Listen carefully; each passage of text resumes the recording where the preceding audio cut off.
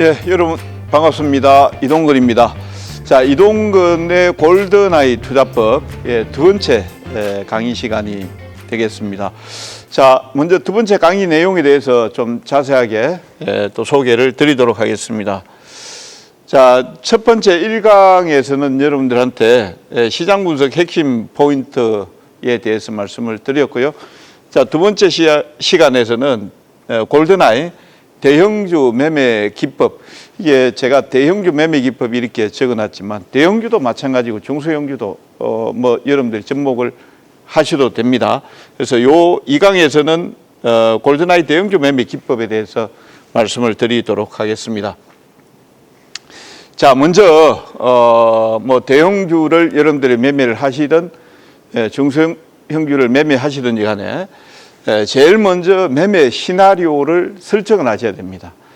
첫 번째 시간에서도 말씀드렸다시피 종목 매매를 할 때 적어도 우리가 마트에 가서 가전 매장에 가서 냉장고를 사는데 투자하는 시간만큼만 여러분들이 투자를 하셔도 됩니다. 그리고 온라인 홈쇼핑을 할 때도 마찬가지예요. 그 정도 시간은 적어도 투자를 해야 된다. 그래서 매매 시나리오를 어떻게 설정하는지에 대해서 말씀을 드려보고, 그 다음에 이제 주포 동향 파악, 그러니까 수급도 상당히 중요합니다. 지금 시장은 사실 기관이나 외국인 투자자가 주도를 한다라고 봐야 되기 때문에 그 동향에 대해서 파악하는 방법에 대해서 말씀을 드립니다. 경우에 따라서는 외국인 지분이 계속해서 늘어나서 좋은 게 있지만 많이 늘어난 상태에서 시장이 하락할 때 주는 시점에서는 외국인들의 물량이 조금만 줄어도 상당히 낭패를 당하는 경우들이 있습니다. 그런 부분들 설명하고요. 그 다음에 중장기 투자 고급 접근법 이렇게 해놨는데요. 이 부분은 아마 하실 수 있는 분도 있을 것이고 없는 분들도 계실 겁니다. 설명드리겠고요. 그 다음에 이제 골든아이 검출 종목 이렇게 해서 오늘 4개 항목에 대해서 여러분들하고 설명을 드리도록 하겠습니다. 먼저 매매 시나리오를 설정을 할 때 요거는 이제 기본적 분석이 되겠습니다. 기본적 분석이 되겠고, 요거는 이제 기술적 분석에 대한 내용들인데요. 우리가 사실 이제 접근을 할 때재무제표라든지 실적 전망이라든지 공시라든지 수급이라든지 이런 내용들을 이제 확인하고 해야 되는데 대부분 확인하지 않을 수가 있습니다. 물론 이제 시가총액 상위 종목분들 같은 경우에는 대부분 이제 공시나 수급이나 이런 내용들이 나와 있으니까 건너뛸 수는 있겠죠. 그렇지만 일반적인 종목들을 매매할 때 이런 부분들을 놓침으로 인해서 낭패를 당하는 부분들이 상당히 많이 있습니다. 그래서 기본적 분석에 대한 내용들을 적어도 이 정도는 확인을 하자. 그 다음에 이제 기술적 분석에 대해서는 순서에 입각해서 보시면 되겠습니다. 여기는 약간 이제 탑다운 방식으로 제가 지금 접근하는 방법을 했습니다. 이게 지금 활자가 작아서 보일란가는 모르겠습니다만 추세, 거래량, 캔들, 이동평균선, 보조지표, 지지와 저항 이거 확인하시면은 아마 제가 받을 때 기본적 분석 확인하고 요거 확인하고 그 다음에 시장 판단, 이익 손실 설정, 그 다음에 매매 후기 이렇게 하면은 여러분들 한 종목을 매매했을 때 상당히 다음에 종목을 매매할 때 여러분들한테 도움이 많이 되리라고 생각합니다. 제가 재무제표 확인, 실적 전망, 공시상황 확인 이렇게 해놨잖아요. 여기에서 삼성 SDI가 여러분들 유상증자를 할지 알았겠습니까? 근데 유상증자를 하지 않을 수 없는 환경에 지금 삼성 SDI가 놓여 있다라는 거는 여러분들이 아실 거예요. 이게 이제 증권사에서 나오는 연간 영업이익 전망치가 되겠습니다. 잘 안 보이실 건데요. 요게 이제 영업이익이에요. 영업이익이고 22년도 보면은 1조 8천억, 23년도에 1조 6천억 줄고 있죠. 당시에 이제 주가는 23년도에 2차 전지라든지 이런 내용들 때문에 주가 많이 올라갔었는데 1조 6천억을 줄었고요. 24년도 작년도에 3,600억 정도 영업이익 흑자 나왔습니다만 사실 1조 8천억 대비해서 엄청나게 많이 줄은 거예요. 한 6배 가까이 줄은 상태입니다. 그런데 이제 여러분들 보시면은 요게 이제 연초에 나왔던 전망입니다. 2025년도 12월 1일까지 전망을 보면은 영업 손실이 234억 정도 적자입니다. 그러니까 작년도 분기별로 본다라고 하면 4분기에 2,500억 정도 적자가 나왔었고 1분기에 4,300억 정도 적자가 나왔단 말이에요. 그럼 삼성 SDI가 어떤 회사입니까? 2차 전지로 인해서 투자는 계속해서 들어가야 되는 거고 전기차 배터리의 캐즘 현상으로 인해서 실질적으로 전방 산업의 전기차는 잘 팔리지 않는 수요가 둔화되는 이런 국면에 있는데 투자는 계속 해야 되는데 실제에 대한 부분들은 적자에 대한 내용들이 나왔으니까 여러분들이 이제 투자 대상이라든지 이런 내용들을 할 때 상당히 이제 이런 부분들을 고려를 해야 되겠죠. 그리고 또 한 종목을 보면 포스코 퓨처 M이 되겠습니다. 역시 이것도 이제 아까 삼성 SDI는 배터리 셀을 제조하는 회사라고 보시면 포스코 퓨처 M 같은 경우는 배터리 소재 쪽이 되겠습니다. 영업이익이 1,659억, 359억, 작년도에 7억 정도예요.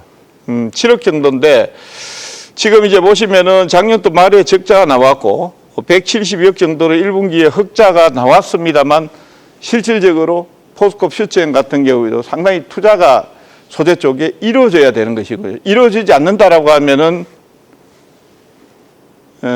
상당히 이제 재무 압박 내지는 앞으로 이제 설비 투자라든지 이런 내용들이 이루어지지 않는다라고 하면은 전망에 대한 내용들이 어두울 수밖에 없겠죠.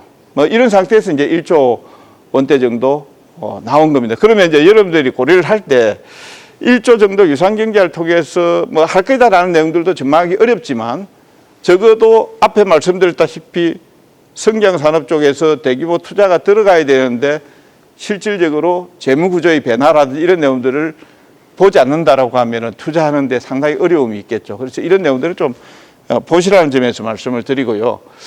그리고 이제 전반적으로 이제 재무제표를 여러분들이 확인해서 보실 때 여기에서 보시면은 매출액하고 영업이익하고 이게 전망치가 그래프로 쭉 나와 있습니다. 이게 이제 SK 하이닉스가 되겠습니다. SK 하이닉스는 D램 메모리, 특히 이제 메모리 쪽에 절대 강자, 특히 이제 HBM 고대형 메모리 쪽에서 글로벌 지금 1위를 하고 있는 기업이 되겠습니다. 그러면 전반적으로 봤을 때 SK 하이닉스의 실적 경만치를 보면 22년도 지금 영업이익률이 6조 8천억, 23년도에 7조 7천억 정도 적자 나왔죠. 적자 나왔고 작년도에 23조 정도 영업이익 흑자로 대규모 전환이 됐습니다. 그리고 이제 전망치 올 초에 전망이 나와 있는 게 보면은 36조 정도 영업이익 나왔습니다. 그러면 이 회사 같은 경우는 앞으로 어떻게 되겠다? 지금 여기 삼성 SDI 같은 경우는 25년도에 적자를 지금 기록하고 있죠. 기록에 대한 내용들이 나오고 있죠. 반면에 SK 하이닉스 같은 경우에는 지금 대규모 흑자에 대한 내용들, 36조 원 흑자에 대한 내용들이 나오고 있습니다. 주가의 추이를 여러분들이 또 예상해서 보시면은 SK 하이닉스 그 월간 차트가 되겠습니다. 적자를 기록했을 때는 주가가 상당히 많이 빠졌죠. 반면에 이제 흑자를 기록하면서 주가 수준은 물론 뭐 시장 때문에 횡보를 보이고 있지만은 우상향을 하고 있는 것을 여러분들이 보실 수 있을 겁니다. 그럼 재무제표를 먼저 실적 전망치라든지 이런 내용들을 보시면서 앞으로 매출액이나 영업이익의 전망치를 보면서 기술적으로 그 추세라든지 이런 내용들을 보면서 적절한지 진입 타이밍을 재는 게 투자의 시나리오 기본이다라고 보시면 됩니다. 그러니까 기본적 분석을 먼저 하고 그 다음에 이제 기술적 분석을 하면서 타이밍을 재는 게 순서이다. 이렇게 보시면 되겠고요. 그 다음에 이제 요거는 이제 포스코 홀딩스가 되겠습니다. 포스코 홀딩스는 최강산업도 지금 좋지를 않고 있고요. 그 다음에 자회사에 투자를 했던 자회사들이 대체적으로 이제 2차 전지 소재 쪽에 상당히 진출을 많이 하고 있는데 이 회사 같은 경우에도 지금 영업이익을 본다라고 하면 영업이익이 지금 4조 지금 8천억 이게 22년도가 되겠습니다. 그 다음에 24년도에 2조 1천억대 정도가 될 것이고요. 그러니까 22년도부터 해서 23년도, 24년도에 대폭적으로 감익이 나타나는 이런 현상들이 나타나고 있죠. 그런데 보니까 25년도에 2조 7천억 정도 전망을 하고 있고요. 26년도에 3조 3천억, 27년도에 3조 7천억, 27년도 됐어야 이제 23년도에 영업이익을 회복하는 것으로 이제 추정치를 내놓고 있습니다. 예, 내놓고 있어요. 그러면은 이제 월간 차트를 가지고 보시면은 주가 흐름이 어떻게 되어 있냐면은 23년도에 에코프로하고 이제 이찬질 때문에 급등이 나왔죠. 나왔고 그 이후에 이제 감익으로 인해서 주가가 급락이 나왔고 현재까지도 주가가 거의 신저가를 이루고 있습니다. 그러면 이제 이런 종목군들 같은 경우는 내가 타이밍을 잴 때 앞에 제가 말씀드렸던 25년도 정도 돼서부터 해서 이제 하반기부터 해서 주가가 어느 정도 실적을 회복하는 구간에 들어가면서 26년도, 27년도에 23년도에 영업이익을 회복한다 이렇게 제가 말씀을 드렸지 않습니까? 그러면 이런 국면을 보면서 이제 타이밍을 잰다라고 보시면 돼요. 기본적 분석 쪽에서 보고 실적에 대한 추정치가 어느 시점에서 다시 터닝 포인트를 잡는가를 보시고 기술적으로 어느 시점에서 들어가는가 이런 내용들을 여러분들이 타이밍을 재셔야 되고요. 그 다음에 이제 공시사항을 대체적으로 매수하고 나서 공시가 나오면은 이제 공시가 이런 게 나왔구나라고 생각하시는 부분들이 있습니다. 요거는 이제 금융감독원 다트 사이트가 되겠습니다. 거기에서 보시면은 수시공시부터 해서 정기공시 이런 부분들이 쭉 나와 있어요. 그래서 어떤 기업을 투자를 하실 때 전반적으로 공시사항에 대한 내용들을 쭉 확인하시고 그 다음에 자본 변동에 대한 내용들을 쭉 확인하셔야 돼요. 이런 부분들을 다 확인하시고 그 다음에 기술적 분석으로 들어가야 됩니다. 그걸 확인하지 않고 바로 기술적 분석으로 들어가서 가격만 보고 사고 팔잖아요. 그럼 갑자기 유정에 대한 내용이 나온다라든지 유상증자 자본 조달에 대한 내용들이 나온다라든지 그렇게 하게 되면은 어떻게 하겠습니까? 상당히 난감한 상황에 처한다 이렇게 보시면 되겠습니다. 그래서 기본이 재무 분석, 실적 분석, 기본적 분석 먼저 하시고 그 다음에 이제 기술적 분석으로 들어간다 이렇게 보시면 되겠고요. 그 다음에 이제 주포 동향을 분석을 할 때 여기에서 보시면 외국인 기관 매수 매도 동향을 파악한다. 단기적으로 이제 매수를 할 때 저는 항상 이렇게 좀 루틴화가 되어 있는 부분들이 있는데요. 어떤 내용들을 보냐면은 매일 장이 끝나고 나서 기관 투자자, 외국인 투자자의 당일 확정 매수, 확정 매도 이런 내용들을 매일 분석을 합니다. 그래서 기관이나 외국인 투자자가 어느 쪽으로 갔는가 이런 내용들을 이제 봐야 되고요. 특히 이 부분 같은 경우에는 우리가 그냥 단순하게 보면은 이 종목은 A라는 종목 외국인 지분이 엄청나게 많아. 그러니까 주가가 지금 하방 국면에 들어섰죠. 예를 들어서 올라가다 하강 국면에 들어섰습니다. 그 외국인 지분이 많으니까 괜찮을까 이렇게 생각을 하죠. 천만의 말씀이에요. 왜 그러냐면은 외국인 지분이 50%인데 그동안 외국인이 매수를 해서 50%를 유지를 했는데 여기서 1%, 2%만 매도를 해도 주가는 상당히 탄성을 잃고 떨어지게 되어 있습니다. 그래서 이제 이런 부분들도 여러분들이 고민을 하셔야 되고요. 그리고 이제 상승 국면에서 외국인 기관의 매수가 들어오는지 상승 반등 국면에서 그 다음에 이제 점진적 매수하고 점진적 매도가 있어요. 이건 뭐냐면은 여러분들 외국인들 수급 동향이나 기관의 수급 동향을 보실 때 어떤 날은 쭉 매도를 하다가 푹 매수를 한번 한 적이 있습니다. 이런 거 말고요. 매도를 하다가 매수하고 그 다음에 조금 더 매수하고 조금 더 매수하고 조금 더 매수하고 매수가 계속해서 늘어나는 게 이제 점진적 매수라고 하는데요. 이 점진적 매수가 나올 때는 반등 국면이나 반면에 매도가 나온다라고 하면은 하락 국면이 좀 더 이어질 수 있다 이렇게 보시면 되겠고요. 일시적으로 매수가 급증하거나 이런 내용들은 어떤 시장 변수나 그 다음에 어떤 개별 종목의 당일 이슈에 의해서 움직인다 이렇게 이런 것들도 이제 파가시고 여러분들이 매매 전략을 하셔야 되고요. 여기에서 외국인 기관 순매수 종목 파악 이렇게 해놨는데 요거는 외국인 기관 순매수가 아니고요. 요거 지금 개인 순매수, 개인 순매도 이렇게 해놨습니다. 그러니까 뭐 외국인이 매수한 종목 따로 파악해도 되고 기관이 매수한 종목 따로 파악해도 되는데 저는 여기에서 그냥 편의상 개인 순매수, 개인 순매도해 놨습니다. 그러니까 개인 순매수를 했다라는 거는 외국인 기관 투자자가 매도를 했다는 게 되겠고요. 개인 순매도 종목 같은 경우에는 외국인 기관 투자자가 순매수를 했다 이렇게 보시면 되겠습니다. 그러면 이제 여러분들이 앞으로 트레이딩 하실 때 어떤 쪽에 매매를 하셔야 되냐면은 외국인 기관 투자자의 순매수 종목을 먼저 파악하시고 그 종목이 매수 클라이막스에 있는지 매도 클라이막스에 있는지 매도 클라이막스에서 다시 위쪽으로 이제 터닝 포인트를 잡았는지 이런 내용들을 여러분들이 보시면서 매매를 하셔야 됩니다. 참고로 이제 외국인 기관 투자자 순매수 종목 보면 현대로템, 하나엔지, LIG렉선, 한국전력, 뭐 현대차, 기아, 네이버, 하나솔루션, YG엔터, 삼양식품, 삼성중공업 뭐 이런 종목군들이 있습니다.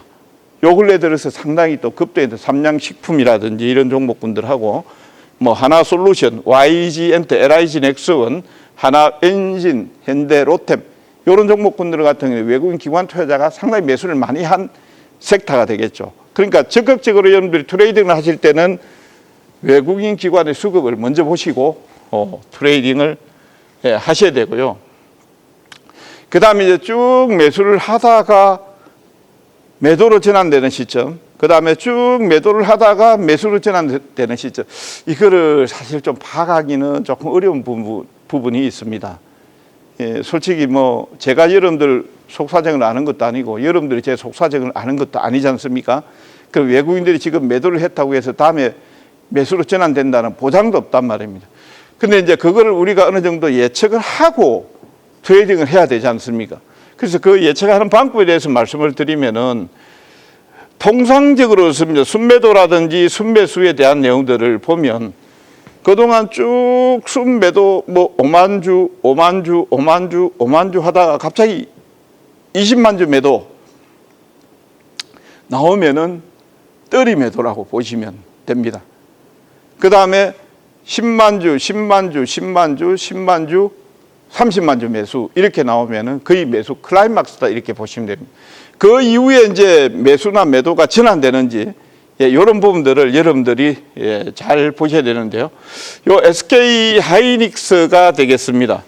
SK 하이닉스를 보시면은요. 여기 보시면은 외국인 투자자가 42만 주를 4월 24일 날 매도를 했습니다. 그럼 일반적으로 보시면은 쭉 4월 24일까지 쭉 매도 우위를 외국인들이 보여주고 있었습니다. 그러면 차트를 한번 보도록 하겠습니다.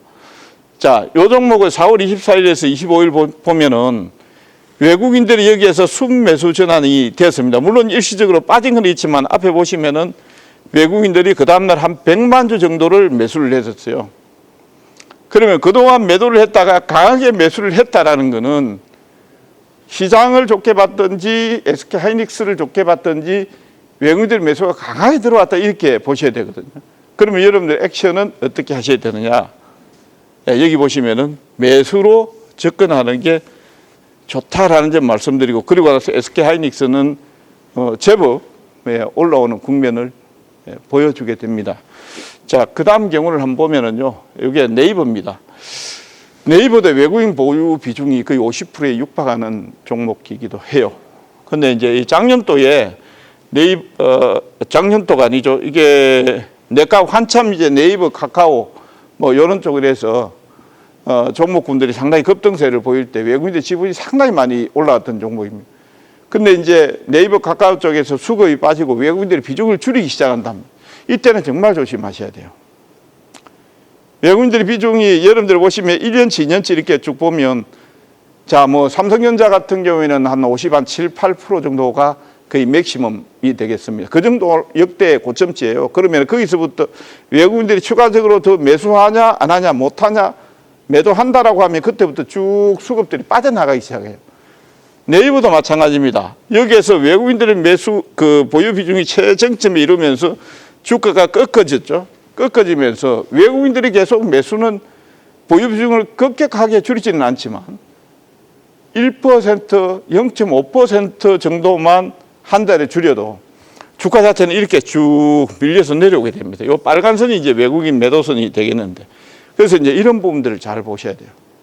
그리고 매도를 줄이고 난 이후에 외국인들이 다시 매수 전환되는 시점, 그 매수도 여러분들이 매도 하다가 전부 싸그리 매도하고 아까 하이닉스처럼 50만 주씩 매도하다 100만 주 매수하는 시점, 거기가 터닝 포인트라고 보시면 되거든요. 자, 그런 시점을 잘 잡아서 가셔야 됩니다. 특히 이제 외국인 보유 비중이 높은 상태에서 외국인들이 물량을 줄이기 시작했다라고 하면은 주가 자체가 떨어진다 이렇게 보시면 되겠고요. LG 에너지 솔루션 같은 경우는 이제 또 종목별로 여러분들이 보시면은 대형주 같은 경우에는 외국인들이 주도적으로 끌고 가는 종목이 있습니다. 그거는 이제 삼성전자나 이런 쪽이 되겠고요. LG 에너지 솔루션도 사실상 이제 LG화학이 지분을 80% 정도 가지고 있지만 실질적으로는 외국인들에 의해서 주가가 상당히 많이 등락을 해요. 반면에 또 기관 투자자가 강점을 보이고 있는 종목들도 있습니다. 끌고 가는 종목들이 있어요. LG 에너지 솔루션 같은 경우는 외국인이 주도해서 가는 종목인데, 여기 보시면 외국인들 비중을 지금 줄이고 있죠.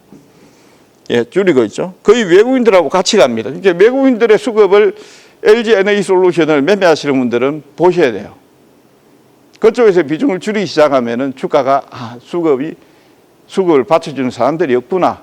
대형주를 매매할 때 이런 부분들을 확인하셔야 되고요. 하나 에어로스페이스 같은 경우에는 이제 방산이나 이런 쪽은 최근에 들어서 이제 외국인하고 기관 투자자들이 같이 합세를 해서 끌고 가는 종목군들이에요. 특히 이제 관세회피라든지 이런 내용들에서 유리한 쪽이 있기 때문에 하나 에어로스페이스 같은 경우는 지금 기관이 매도했다가 기관이 매수에 동참을 했고 외국인들이 매수를 쭉 끌고 가고 있습니다. 그러면 여기서 하나 에어로스페이스 같은 경우에는 주인이 외국인하고 기관이구나. 그러면은 이 외국인하고 기관의 수급이 어떻게 되는지 이걸 잘 보셔야 돼요. 매수 클라이막스가 오고 난 뒤에 매도로 큰 폭의 매도가 나오면은 그게 빠져나가는 신호탄이다 이렇게 보셔야 돼요. 예, 그 다음에 한 종목을 보면은요, 하나금융지주가 되겠습니다. 이거는 기관이 금융주는 대체적으로 끌고 가는 종목군들이에요. 여기 보시면 이제 요 파란 선이 요게 이제 기관의 매수인데요. 예, 기관의 매수인데 기관의 매도 여기도 보면은 매도 그다음에 매수하면서 위쪽으로 올라가고 기관의 추이와 거의 동일하게 움직이고 있다고 보셔야 돼요. 그러면 요 종목은 뭐다? 기관의 동향을 주시해서 여러분들이 살펴보셔야 되는 겁니다. 그래서 대형주는 주인이 있습니다. 어떤 종목도 다 마찬가지 주인이 있지만 특히 대형주는 외국인 기관이 주인이 있어요. 그 주인을 먼저 파악을 여러분들이 하셔야 된다 이렇게 보시면 되겠고요. 아까 이제 단기 매수 기준이나 기술적으로 이제 접근하는 방법에 대해서는 여러분들이 세워서 나가셔야 됩니다. 어떤 쪽으로 기준을 가지고 가셔야 되는지. 그럼 계략적인 기준을 제가 여러분들한테 말씀을 드리면 일단 그 추세를 여러분들이 보실 때 뭐 뒷시간에 이제 제가 여러분들한테 기술적 분석에 대해서는 자세하게 이제 말씀을 드리겠지만 간단하게 말씀을 드리면 20일 이동 평균선에 대해서는 추세가 상승 전환이 되는가, 앞에도 말씀드렸죠. 지수에 대한 분석을 말씀드릴 20일 이동 평균선이 떨어지냐 올라오냐. 이 상승 전환이라는 거는 이쪽의 국면이 되겠죠. 예, 적어도 횡보 이상 상승 쪽이 되겠고요. 이동 평균선에 대해서는 5일선하고 20일선하고 골든 크로스가 나는 구간입니다. 요게 나와야 되겠고요. 그 다음에 이제 이격도에 대한 내용들은 여러분들이 이제 보실 때, 이동평균선을 여러분들이 분석해서 보실 때, 이런 부분들이 있어요. 주가가 지나치게 이렇게 벌어져가 있는 경우가 있습니다. 여기가 주가라고 하고요. 여기가 이동선이라고 이렇게 얘기를 할 때요. 주가하고 이격이 많이 벌어져 있으면은 차익들이 나오게 됩니다. 그래서 대체적으로 이격도에서 근접을 하거나 사실 실전에서는 근접을 해도 저도 여러분들하고 이렇게 같이 이런 부분들을 하면서 보면 근접을 해서 매수를 하잖아. 그러면 꼭 깨고 내려가는 경우들이 좀 많습니다. 그래서 오히려 어떻게 보면 실전에서는 20일 이동평균선을 약간 깨고 내려갔을 때 그때 매수를 하는 게 조금 더 나을 수도 있습니다만 일단 이동평균선하고 근접을 했을 때고요. 그 다음에 볼린저 밴드는 밴드 내라고 하는 거는 볼린저 밴드는 정규 분포상에 그림을 그려주고 있는 거예요. 그 주가가 기준치를 벗어나지 말아야 된다는 겁니다. 요 범위 내에 있을 때가 적절할 것이고요. 보조지표 같은 경우에는 주가를 말 그대로 이제 보조하는 기술적 지표가 되겠는데, 하락에서 상승으로 전환되는 시점. 적어도 요 5개 정도만 여러분들이 확인하시고 가셔도 앞에 이제 기본적 분석하고 이런 부분들만 확인하시고 가셔도 아까 제가 말씀드린 확률이 80에서 한 90% 정도까지는 올라간다라고 보시면 되는데요. 대부분 약간 애매한 구간에 우리가 이제 접근하게 되죠. 애매하면 안 하면 되는데, 그죠? 안 하면 되는데 애매한 구간에 들어간다. 들어갈 필요 없다. 이 하나 에어로스페이스의 매수 포인트를 한번 보시기 바랍니다. 좀 복잡합니다. 저도 지금 여러분들한테 많은 것을 전달하려고 하다 보니까 그림이 좀 복잡하게 된 부분들이 있어서 조금 애매하긴 하네요. 앞에 제가 말씀드린 첫 번째 기관의 수급을 확인을 해야 되는데요. 요게 파란 선이 여기 기관의 수급입니다. 그러니까 여러분들이 매수하려고 하는 시점에서 적어도 우군이 있나 이거예요. 기관 외국인 다 매도하고 있는데 여러분들 혼자 독자적으로 매수할 필요 없다라는 겁니다. 적어도 이 종목이 하나 에어로스페이스를 그동안 누가 끌고 왔냐? 기관이 끌고 왔냐? 외국인이 끌고 왔냐? 개인이 끌고 왔냐? 자, 기관이 끌고 왔다. 그러면 기관의 수급이 있는가 확인하고, 그 다음에 이동평균선이 상승 전환이 됐는가. 앞에 말씀드린 20일 이동평균선의 추이가 방향이 위쪽으로 이렇게 틀어가지고 있는가라는 겁니다. 예를 들어 하락 국면이다라고 하면 투자할 필요는 없죠. 접근해서 들어가는데 상승 국면을 보이고 있는가. 그 다음에 5일선, 20일 이동평균선을 봤을 때 골든 크로스가 나 있는 상태인가. 그 다음에 볼린저 밴드 범위 내에 있다라는 것은 제가 요 내용을 조금 더 보충 설명을 드려야 될 것 같은데요. 범위 내에 있다는 말은 어떤 내용들이냐 하면, 우리가 이제 통상적으로 볼린저 밴드를 설명해서 여러분들한테 드릴 때, 자, 여기가 중심선입니다. 상단이고 여기가 하단인데요. 정규 성수를 여러분들이 예를 들어서 20하고 1을 뒀다라고 이렇게 하면, 볼린저 밴드의 범위 내에 있다라는 것은 95%의 확률 속에 있는 그 범위 내에 있다라는 거예요. 그러니까 20일간에서 95%는 적어도 이 범위 값을 벗어나지 않았다라는 것. 왜 이 범위 내에 있다라는 것을 여러분들한테 이거를 말씀드리냐면은, 주가가 지나치게 95%의 확률 범위를 벗어나지 않았다, 과열되지 않았다, 이거를 여러분들한테 말씀드리기 위해서 하는 거예요. 그러면 여기서 보시면은요, 요 선을 여러분들 보시면 보조 지표는 상승 전환이 되어 있는 상태고요. 위쪽에 보시면 기관의 매수선이 들어와 있고, 그 다음에 범위 내에 있고, 그럼 여기서 매수해서 하면 어떻게 되겠습니까? 추세적으로는 위쪽으로 방향이 가는 거니까 주가가 쭉 올라가죠. 그 다음 타이밍에 봐서도 기관의 매수, 그 다음에 볼린저 밴드 범위 내에 있고, 5일선, 21일선, 그 다음에 추세 상향, 이렇게 됐을 때 매수하면은 충분히 수익을 낼 수 있죠. 그러니까 여러분들이 확률 높은 구간에서만 이건 진입하시면 돼요. 확률이 낮은 구간에서 굳이 무리수를 두면서 여러분들이 트레이딩을 할 필요 없습니다. 앞에도 첫 시간에 제가 말씀드렸다시피 자전 매매를 피하고요, 여러분들이 유리한 구간에서만 들어가시면 돼요. 자, 그 다음 그림을 한번 보겠습니다. 두산 에너빌리티입니다. 두산 에너빌리티 같은 경우는 보조지표가 상승 전환이 되고요, 그 다음에 기관의 수급이 들어오고 있습니다. 들어오고 있고, 이동선이 골든 크로스가 났고 여기 구간이 되겠습니다. 자, 상승 전환이 됐습니다. 매수를 안 할 수가 없죠, 이 구간에서는. 그렇게 되니까 쭉 주가가 치고 올라가고, 여기서도 마찬가지입니다. 여기서도 마찬가지. 상승 전환되고 골든 크로스 낳는 시점은 요 정도가 되겠네요. 여기 라인 정도. 골든 크로스 낳는 시점은 정확하게 요 정도가 되겠습니다. 보시면. 그래서 이제 이런 내용들을 여러분들이 확인하고 보시면은 될 것이고요. 그 다음에 이제 장기분봉에 대한 내용들을 말씀드리는데 요거는 이제 195분봉입니다. 이게 195분봉은 여러분들이 많이 들어보지 못했을 겁니다. 예를 들어서 뭐 3분봉, 5분봉, 60, 120분 이런 내용들이 들어갔지만 이 195분봉을 제가 말씀드린 거는 캔들을 하루를 3개로 한번 쪼개본 겁니다. 이건 제가 여러분들한테 이제 VIP 회원분들이나 이렇게 강의를 할 때 주로 좀 많이 드렸던 내용들인데요. 아까 이제 하나 에어로스페이스의 매수 시점하고 여기가 되겠죠. 요 시점 그러니까 4월 달 초순경이 되겠습니다. 요 초순경에서 일봉상에서 모습과 그다음 분봉상의 모습을 한번 잘 보십시오. 195분봉에서 지표값들이 저점권에 위치를 하고 있으면서 볼린저 밴드 범위 내에 있고, 그러니까 아까 일봉상에서는 캔들 하나를 가지고 본 거고요. 195분봉을 가지고 보는 거는 하루를 3개로 쪼갠 겁니다. 3개로 쪼개 가지고 봐도 저점권에 있다라고 하면은 2개가 합쳐지기 때문에 매수를 안 할 수가 없는 겁니다. 매수하면 확률이 높아진다, 이렇게 여러분들이 보시면 되겠고요.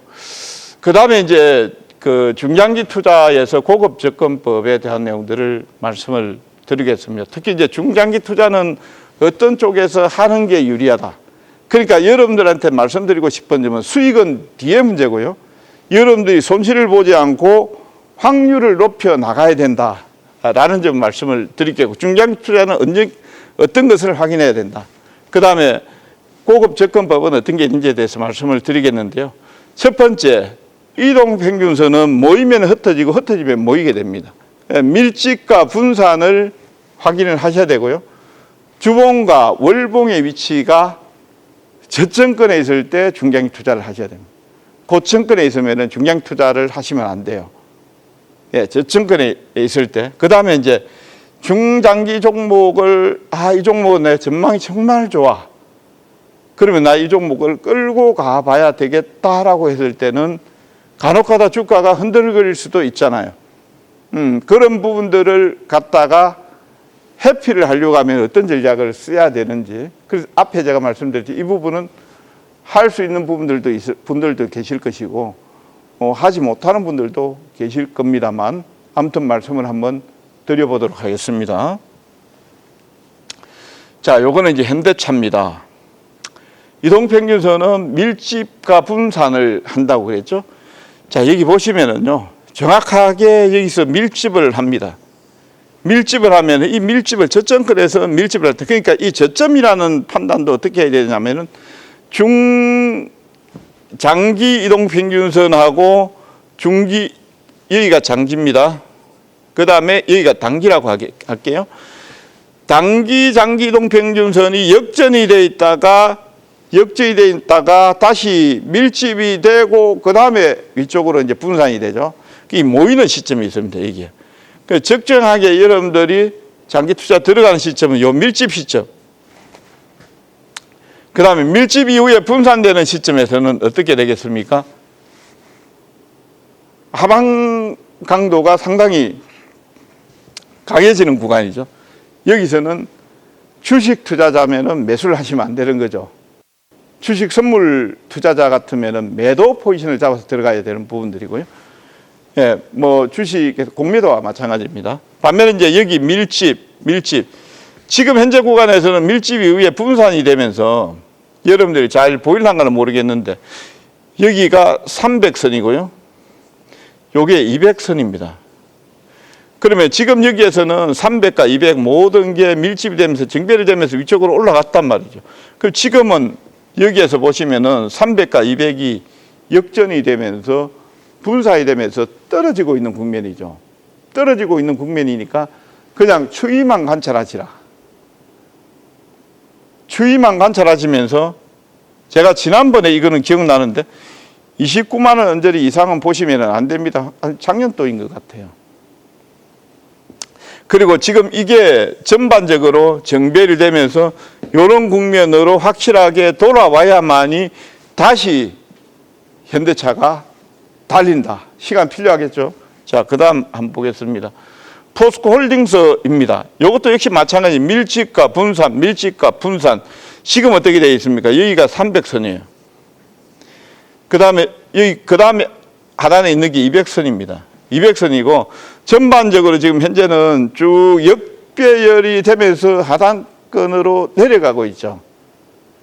내려가고 있는데 아직까지 어떻게 됐습니까? 이게 밀집의 어떤 내용들이나 이런 내용들은 나오질 않았죠. 그러면은 여러분들이 타이밍을 모색하는 관점에서 관심 종목에 넣어 놓으시면 되겠죠. 만약에 이제 이런 국면이 오면, 이런 국면이 오면은, 적정하게 이제 중장 투자 관점에서는 들어가는 것이고요.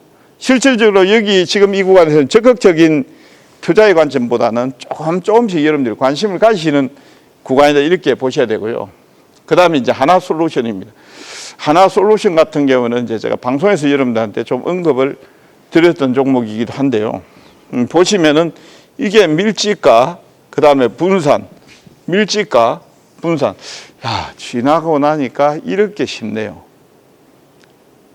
지나고 나니까 이렇게 쉽는데 실질적으로 여러분들이 실전에서 들어가 보면 참 어려운 어떤 부분들이죠. 근데 앞에 제가 말씀드렸다시피 여러분들의 어떤 욕심이 앞서게 되면 쉬운 걸 어렵게 만들어버립니다. 근데 지금 하나솔루션 같은 경우는 여러분들 보시면은 주가가 올라왔습니다만 전반적으로 올라오기 전에 밀집의 과정들이 나타나고 있었어요. 그리고 밀집에서 위쪽으로 만들어가면서 주가가 위쪽으로 분출을 하고 있는 과정들이에요. 그러니까 아까 말씀드린 현대차라든지 포스코 홀딩스라든지 그런 기업들보다 하나솔루션은 먼저 빠지면서 먼저 밀집의 과정들을 만들어 가지고 있었다 이렇게 보시면 돼요. 적극적인 투자는 이렇게 이제 밀집이 되는 시점에서 하는 거다 이렇게 보시면 되겠고요. 요 하나솔루션의 주봉과 월봉 위치를 본다라고 하면 앞에 말씀드렸다시피 5주선과 20주선의 골든, 그 다음에 5개월선과 20개월선의 골든 이런 내용들이 나오면 주가가 저점을 찍고 추세가 나온다 이렇게 봐야 되거든요. 요 같은 경우에는 주봉상에서 이미 골든이 나왔고요. 월봉상에서는 아직까지 골든이 안 나왔습니다만 단기적으로 시간이 들어가면 골든이 나오면서 추세적인 흐름들이 나올 수 있다 이렇게 봐야 되겠죠. 이제 조정이 나면 적극적으로 또 매수하는 이런 전략을 펼치는 게 좋겠다라고 이렇게 보시면 될 것이고요. 아까 말씀드린 일봉의 밀집이라든지 주봉의 골든 이런 내용들을 보면서 장기 전략을, 중장기 전략을 펼쳐 나가는 게 좋다. 이렇게 이제 정리를 해드리겠고요. 그 다음에 이제 해치 전략을 통한 수익 확대, 손실 축소 이런 내용들에 대해서 말씀을 드리겠습니다. 만약에 여러분들이 어떤 A라는 종목을 가지고 있을 때 이 종목에 대한 전망을 상당히 밝게 보고 있단 말이죠. 밝게 보고 있는데 시장이라든지 이런 내용들 때문에 일시적으로 등락이 나올 수도 있습니다. 그 등락 과정을 어떻게 회피해 나갈 것인가. 사실 이것도 좀 어려운 내용들이기는 합니다. 어떻게 주가의 고점을 알며 다시 또 저점을 알까. 라는 숙제에 봉착하기는 합니다만 그래도 여러분들이 앞에 말씀드린 지표 값이라든지 이런 내용들을 보면서 여러분들이 어느 정도 보전을 할 수 있는 내용들을 소개를 좀 해드리도록 하겠습니다. 여기에서 보시면은 이제 중장기적인 업황이 호전될 것이다라는 기대를 갖고 있고 최초에 내가 매수했던 시점이 저점권이다라고 하면 시장 때문에 매도하는 거는 좀 아깝지 않습니까? 요럴 때 이제 해치를 하는 건데 해치 전략도 완전 해치가 있고 불완전 해치가 있어요. 완전 해치 같은 경우에는 내가 100만 원을 매수를 했다라 그러면 그 100만 원에 대한 가치를 주가가 빠졌을 때 거의 제로에 가깝게 방어를 해주는 게 완전 해치라고 보시면 되겠고요. 불완전 해치라는 거는 100만 원 매수해서 만약에 3% 빠졌을 때 3만 원에 대한 손실 가치를 뭐 그래도 어느 정도 해치를 해준다라는 게 이제 불완전 해치라고 보시면 되겠는데 여기 보시면은요. 만약 여기가 하나 솔루션이 앞으로 좋아요. 쭉 여기까지 올라갈 것 같습니다. 근데 올라가긴 가는데 올라가다가 조금 시장 때문에 떨어질 것 같기도 하고 다시 올라갈 것 같기도 하고 뭐 이렇게 가요. 그러면 여기 고점에 왔을 때 완전 해지에 대한 내용들은 어떤 내용들이냐면은 주식 선물이죠. 하나솔루션의 주식 선물을 예를 들어서 내가 하나솔루션 현물을 뭐 한 1억 원어치를 가지고 있습니다. 예, 그러면은 주식 선물을 그 1억 원에 해당하는 것만큼 예, 매도 포지션을 잡으면은 여기가 하나솔루션 여기서 여기까지 일시적으로 조정이 나온다 하더라도 이 부분을 완전히 방어를 할 수 있는 내용들이고요. 실질적으로 여러분들이 여기에서 하나솔루션을 요만큼 해서 플러스 수익이 났습니다. 나가지고 요 정도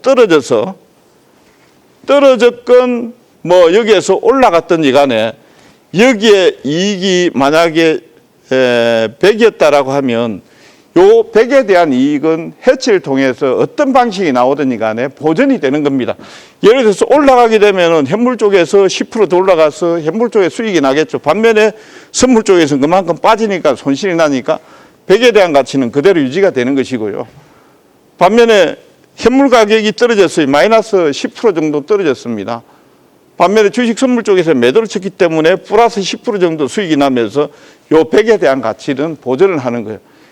보전을 하기 때문에 여러분들이 어떤 등락에 대해서 움직임에 대해서 만약에 확실하게 어느 정도 확률이 여러분들이 높다라고 하면은 주식 선물 매도 해치를 통해서 쭉 안정적으로 끌고 갈 수 있다 이렇게 보시면 돼요.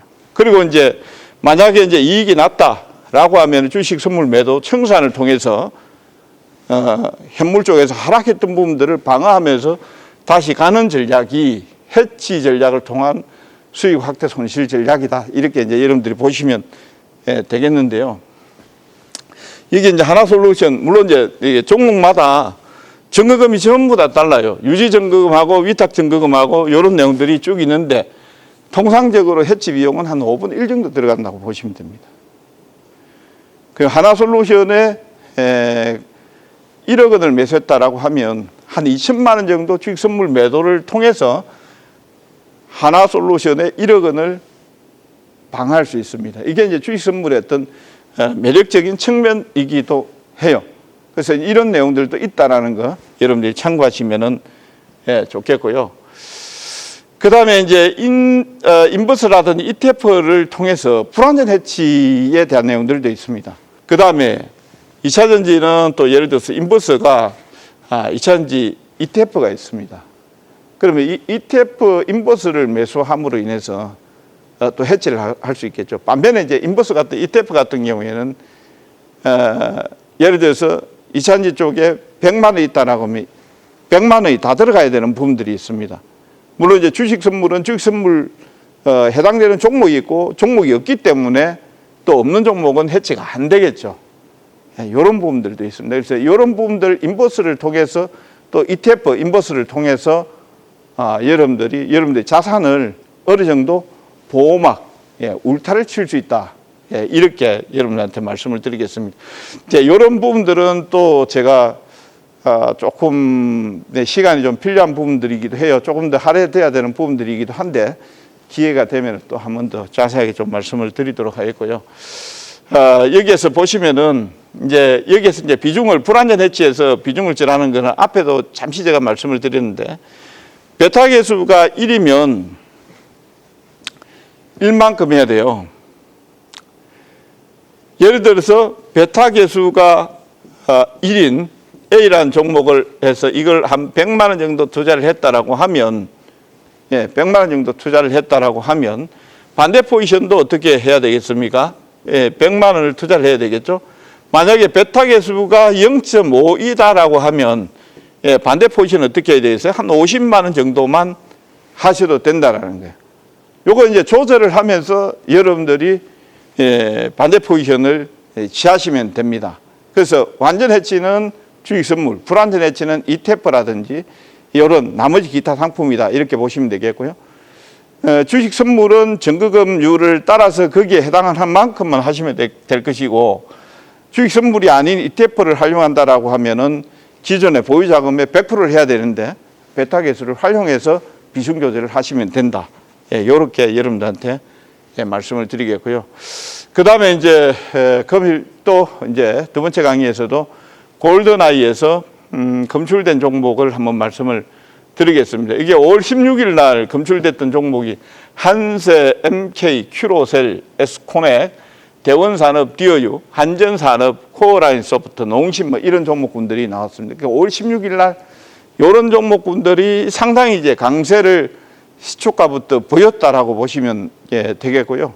이 골든아이에서는 제가 당일 적절한 종목을 검출해낼 수 있는 검색식 이런 내용들을 집어넣은 어플이 되겠습니다. 이 어플이 되기 때문에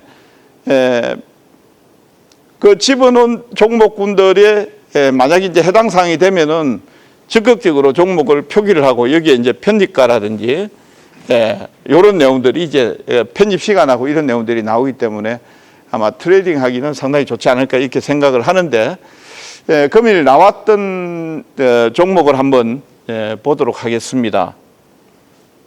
보시면 한전산업이 나왔습니다.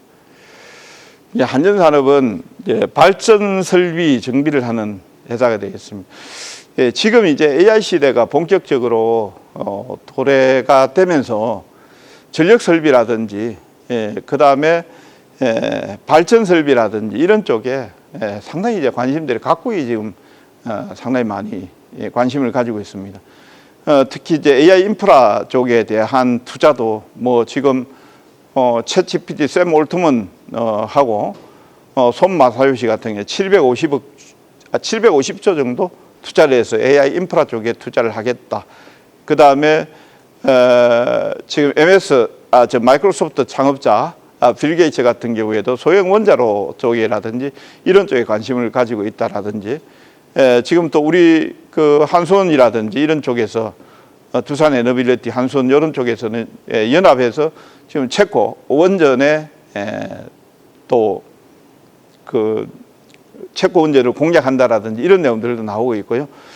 국내 쪽에도 마찬가지예요. 신정부가 들어서게 되면 사실 이제 석탄 화력 쪽을 해서 하는 게 뭐 효율적일 수도 있겠습니다만 그렇죠. 이제 앞으로 환경 문제라든지 이런 내용들 때문에 되지는 않을 거예요. 그래서 이제 소형 원자로 쪽에 투자가 활성화되거나 그 다음에 친환경이나 이런 쪽에 이제 투자가 많이 될 겁니다. 그래서 에너지 관련한 산업 쪽에 상당히 관심들이 많이 올라갈 것이다 이렇게 보고 있고 그 중심에 이제 발전 설비라든지 이런 쪽에 정비를 통해서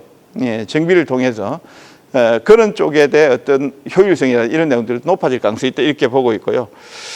그리고 전기료의 현실화에 대한 부분들도 지금 정치권 쪽에서도 상당히 많이 논의가 되고 있죠. 그동안 이제 한전 같은 경우에는 전기요금 인상이라든지 이런 내용들이 사실상 억제가 되면서 주가도 상당히 하방세를 보였었고 한전 관련한 그 주가라든지 이런 쪽도 사실 주가가 올라가지를 못했습니다. 그렇지만 이제 앞으로는 뭐 때가 때인 만큼 AI 시대에 도래를 하고 그 다음에 또 지금 여름철 되면 전력 수요라든지 이런 내용들이 많이 나올 겁니다. 만약 이제 블랙아웃이나 이런 것들이 한 번이라도 나오게 된다라고 하면은 발전소 정비라든지 전력 설비라든지 이런 쪽에 대한 관심도가 상당히 높아질 것으로 예상을 하고 있습니다.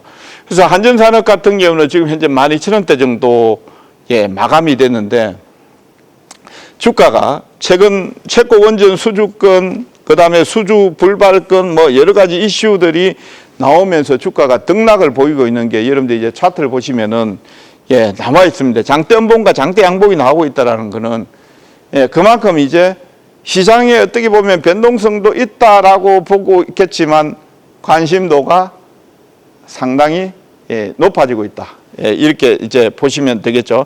그래서 요 종목을 이제 공략하는 방법은 이렇게 보시면 되겠습니다. 현재 지표값이라든지 이런 쪽은 지금 저점권에 있으니까 충분히 단기적으로 조정이 나왔다. 근데 5월 16일 날 보니까 장대 양봉이 나왔습니다. 장대 양봉이 나왔는데 저점권에서 장대 양봉이 나왔기 때문에 추세가 위쪽으로 간다라고 볼 수 있지만 단기적으로는 시초가하고의 갭이 지금 한 12% 정도 올라왔으니까 상당히 많이 나와 있는 상태죠. 그래서 약간의 완급 조절이나 이런 부분들이 나올 수 있다라는 점, 이런 분들도 감안하셔야 됩니다. 그래서 약간 눌림이 나왔을 때 여러분들이 조금 보시는 게 좋지 않을까 이렇게 생각을 하고 있고요.